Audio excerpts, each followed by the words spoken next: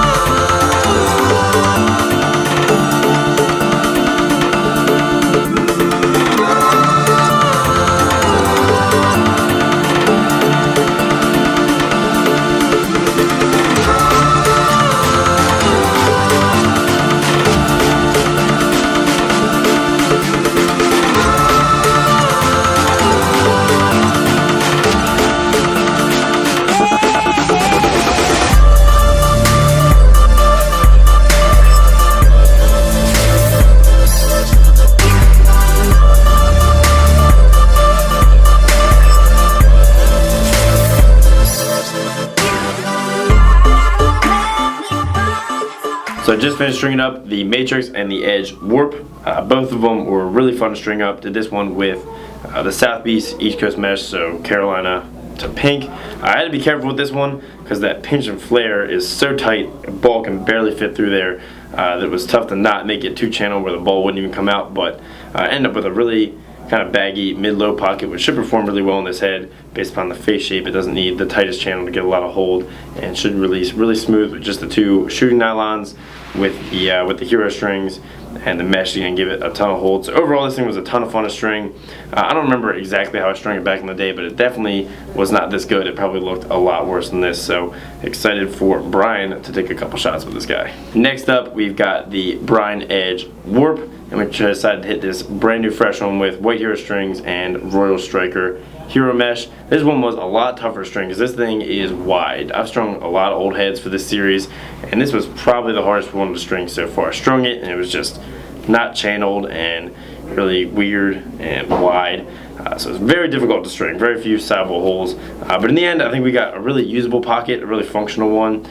So I had to pull it down really tight into a stacked SI to get it as bunched up as possible while still keeping it down as tight as possible. Turned out mid-low and a little baggy down toward the bottom with a good enough channel to keep it nice and consistent. Just went two straights to keep the release smooth. So I think this thing's going to throw crazy straight and crazy accurate. Probably lacking the hole, but should be a really cool head. So now Brine and I are going to have a little competition to see who can hit the most corners with one of these. So I think I'm going to be using the Warp. He's going to have the Matrix. So let's see how this goes. Whoa. There we go.